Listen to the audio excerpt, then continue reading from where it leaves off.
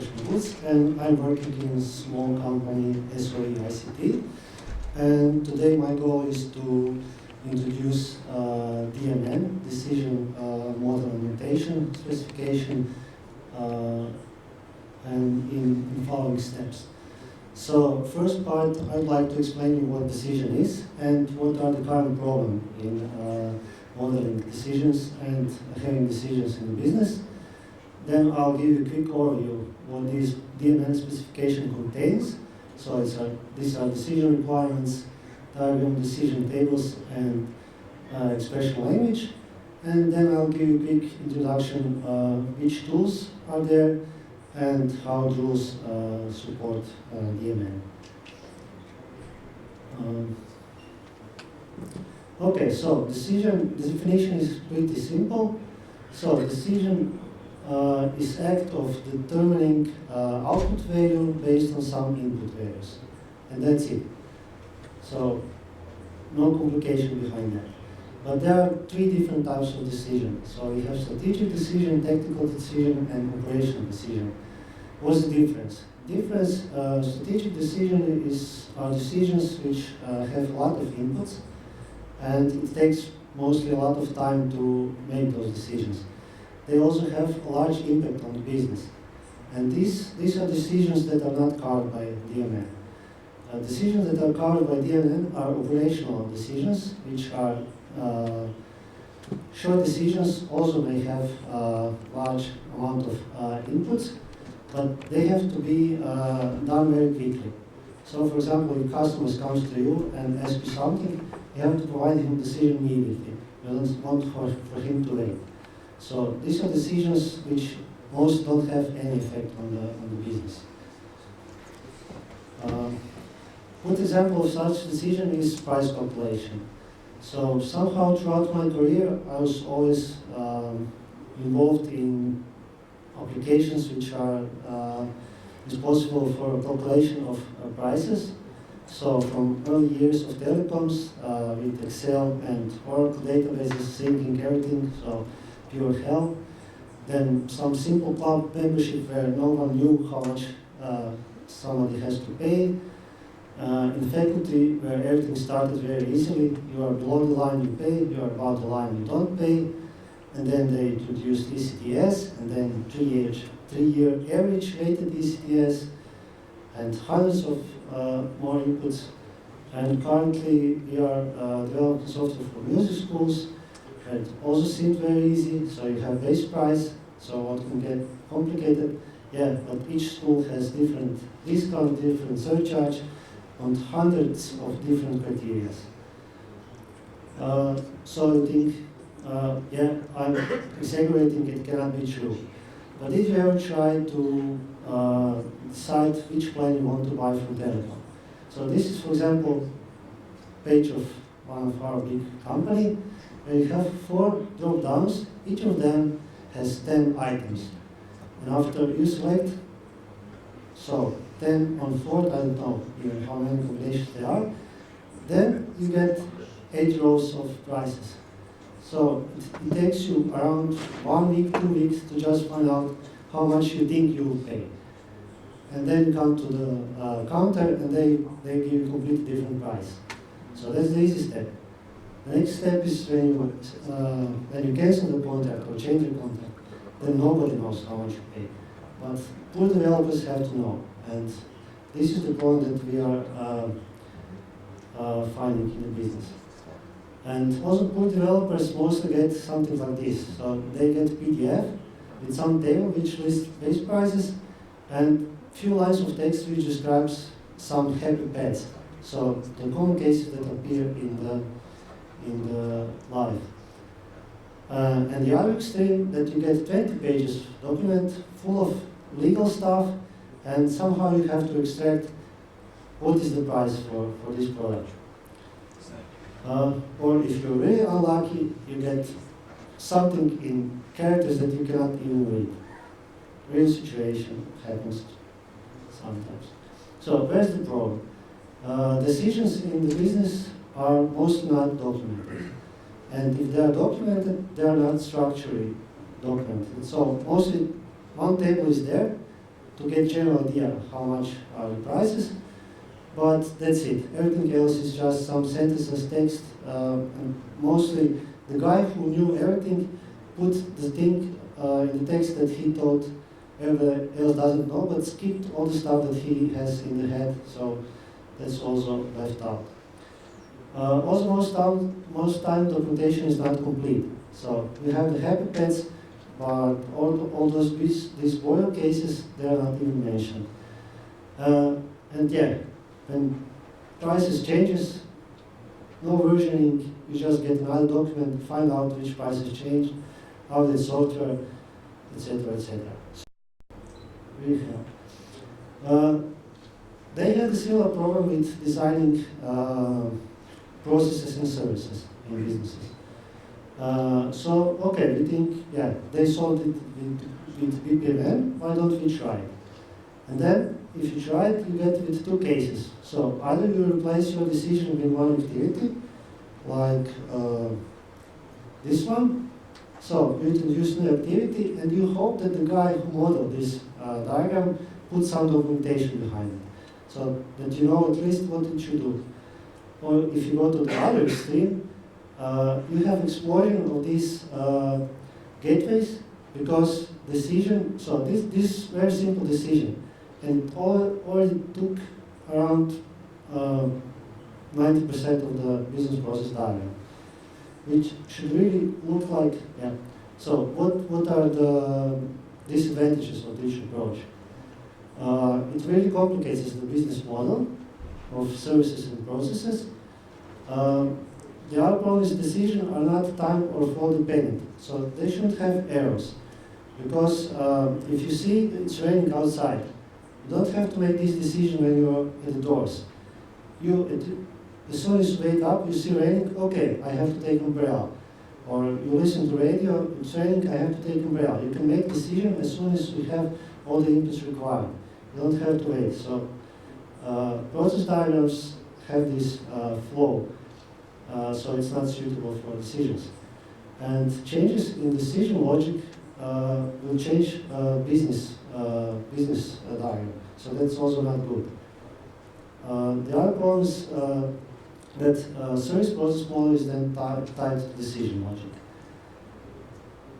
So idea is to extract this part where decision is done into separate activities, so that you still have an overview of the service model or process model, but when you want to find out how decision is done, you go into this.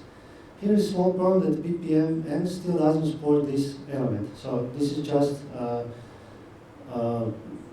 some element which has put some icon on, but it's not a standard of BPMN.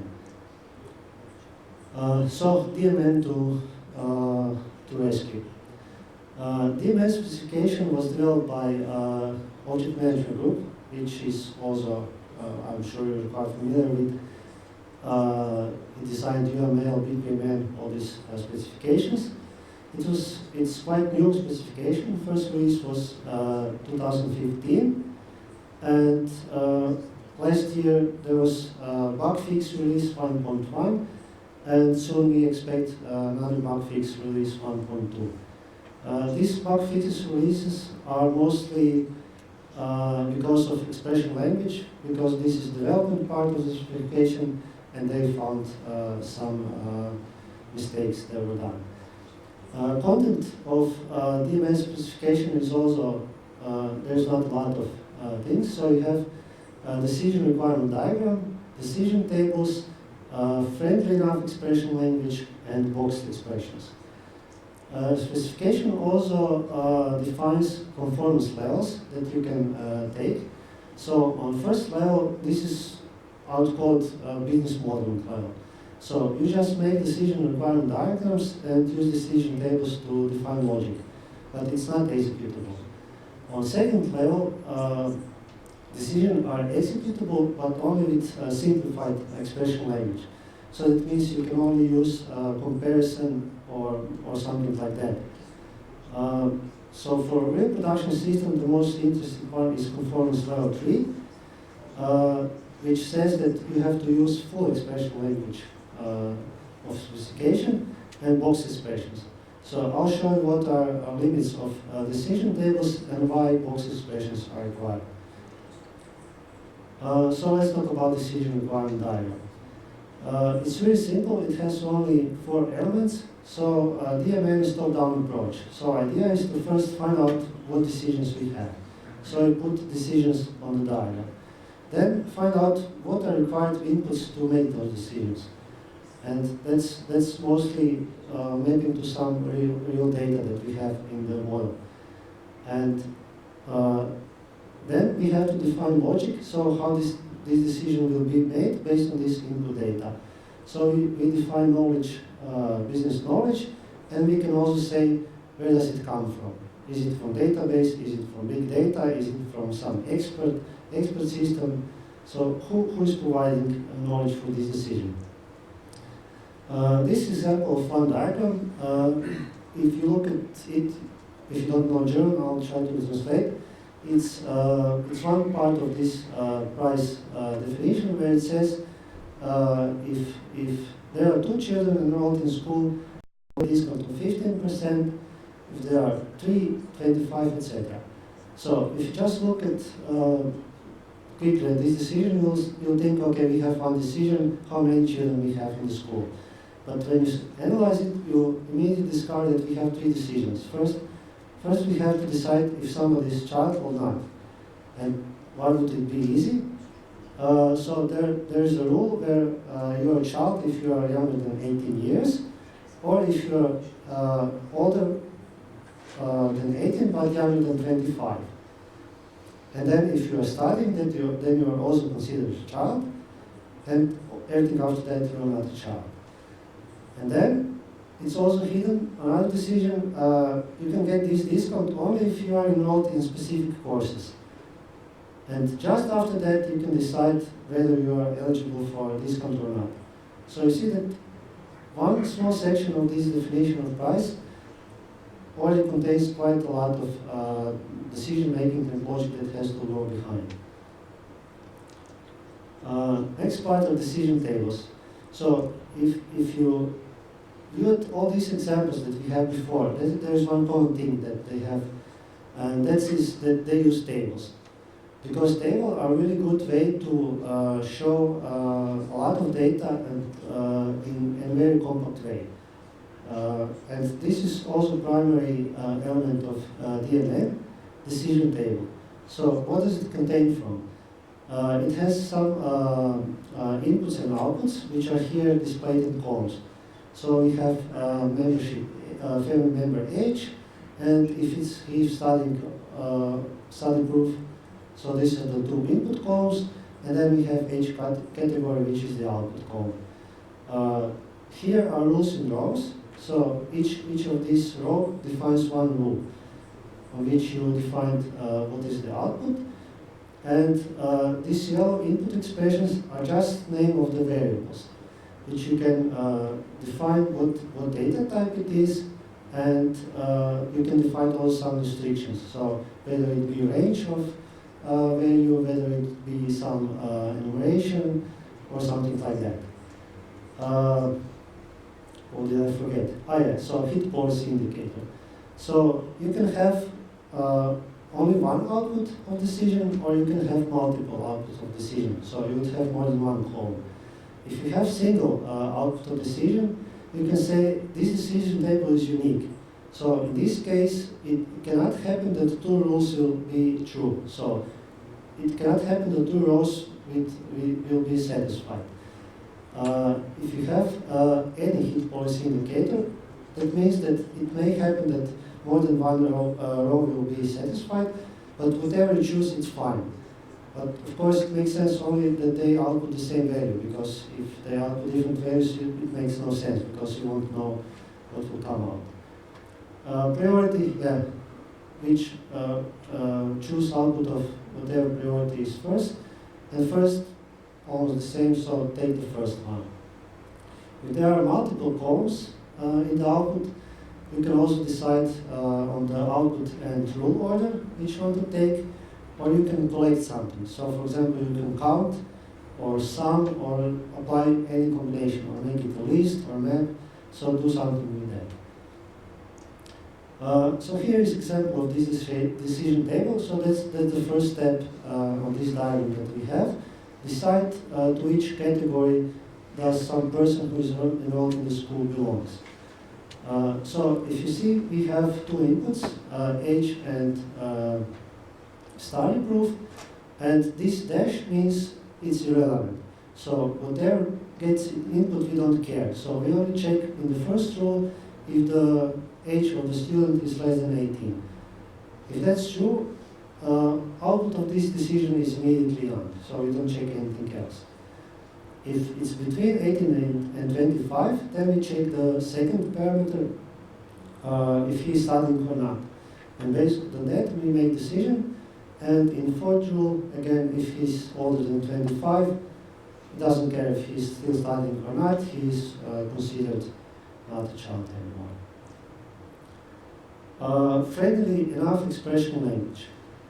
So, because most modeling tools should be first oriented to the business people, so they should be able to express their knowledge in something that is readable to other business people and developers.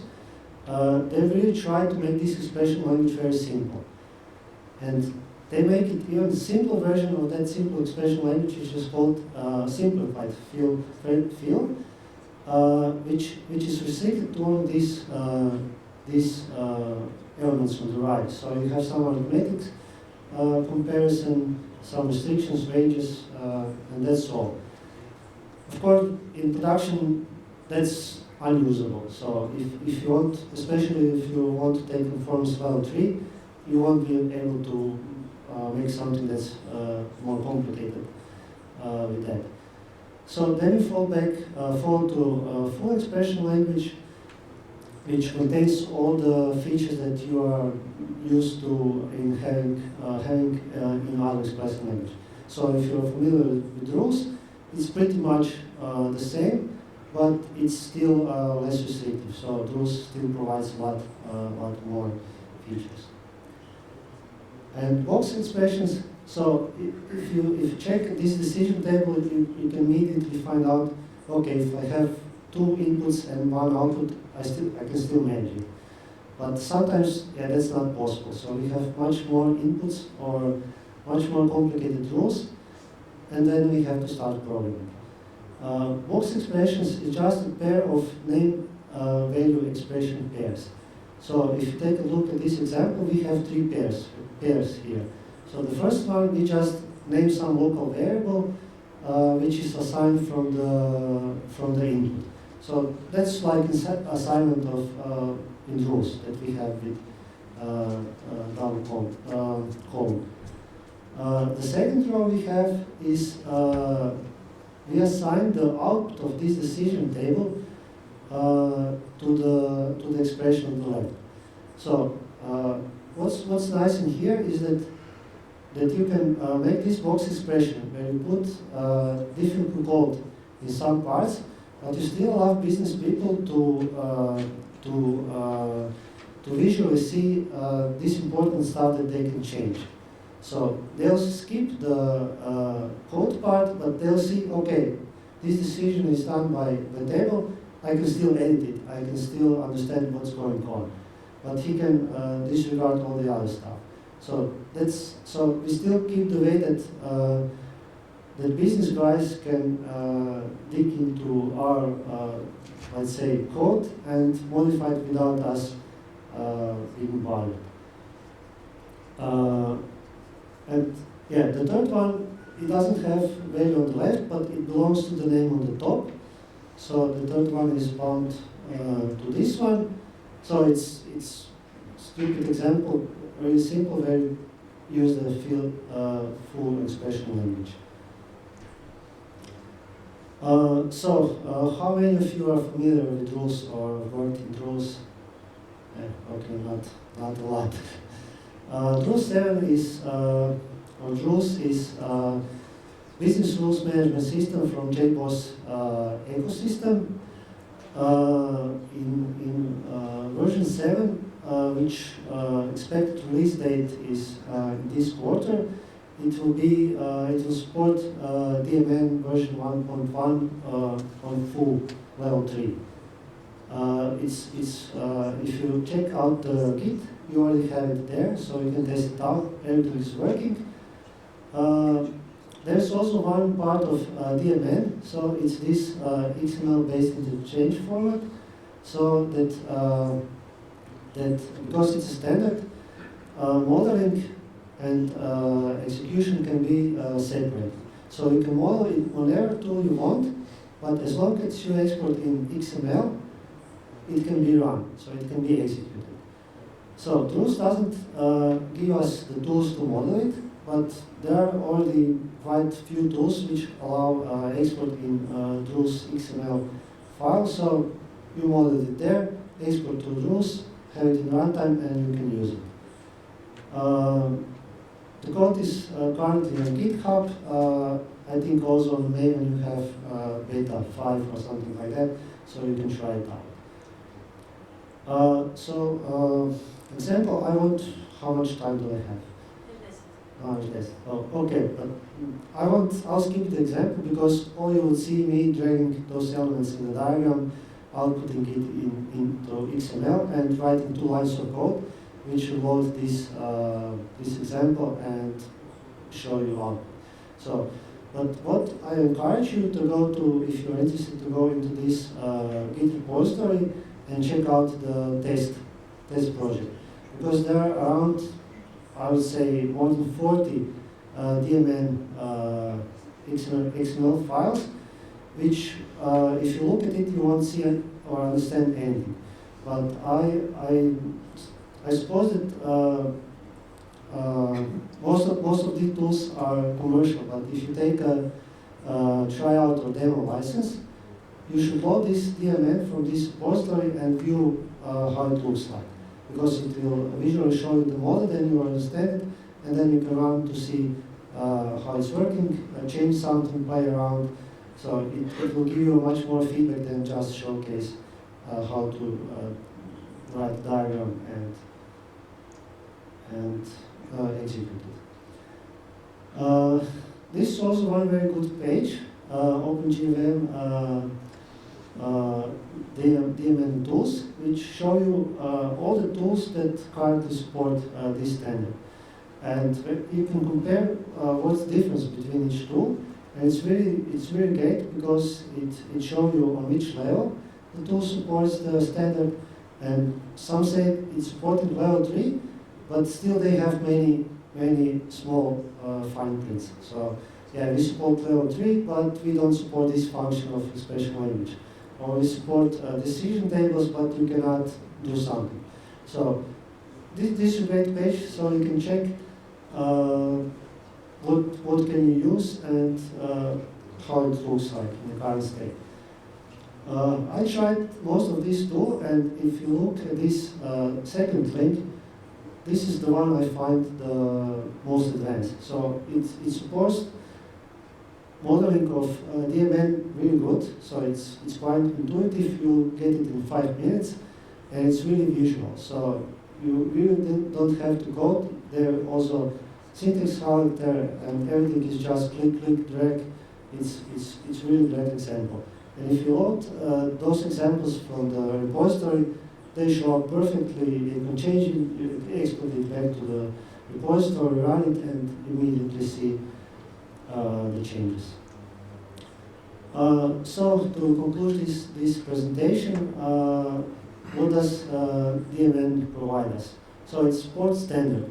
So if you make your decisions and model them in the DMN, you may be sure, or pretty much sure, that it will work on any environment or tool that says we support DMN. So, and more, at least Java ecosystem tools do that. So if you take this page, you see that most of them do already support this. Also, more and more designing tools for business people supports this diagram. So you don't have to buy a new tool. You can wait. It will mostly be supported in the current tool that you use. Next benefit is it's business friendly. So in ideal world, developers shouldn't do it. So the developers shouldn't design this decision model. So the business guys should do it because they know the domain, they know, for example, they know how the prices are calculated. Developers should somehow just put it in the other part of the application and magically it will work. Of course, this won't be the case, but at least you have this business IT bridge that you can both work on the same thing. So both developers and both business guys can work on the same thing, and both are responsible if something goes wrong that they have to fix it. And next one, yeah, you get what BPMN is promising for a long time. You draw it and it will run. No coding, so that's something that we can also maybe have. What we don't have yet maybe is it's not mature. So if you want it to use in production, be careful. So test it. It's still in betas. I don't know if it's used in production. It's hard to find some information on the web. So you'll probably be the testers of this specification. And of course, if you are using rules or something like that, you can expect that you will have much less functionalities that you currently have in rules. So this will also be a limitation, because if you did something here, you don't expect that you will also be able to do it here. So that's pretty much it about DMN. So thank you for your patience. And if you have any questions, you can ask or send me an email on this. Yeah. Yes. You're using Camunda on the speeches? Yeah, yeah. Because the connection between the Camunda designer and the rules runtime, what does Camunda plan on using in their BPMN stack for rules? So of course, it's better if you use their engine, but the problem is I did this presentation 1 month ago. And then I did these diagrams but then I switched to this this take because it was much better. So For designing? yeah, for designing for Uses their own engine for runtimes of the rules? no, it's just modeling tool. So it's online cloud-based tool. You have one month of free trial. But what is great that it can import. So and that's good, because if you take a look at Git repository, just take the DMN, you won't see anything. You don't understand anything. I mean, it's hard to read XML. So this is great because it can visualize you. You double click, okay, here's code. You double click, okay, here's decision table, and that's really great. And yeah, I suggest that you just register for the demo and try it out.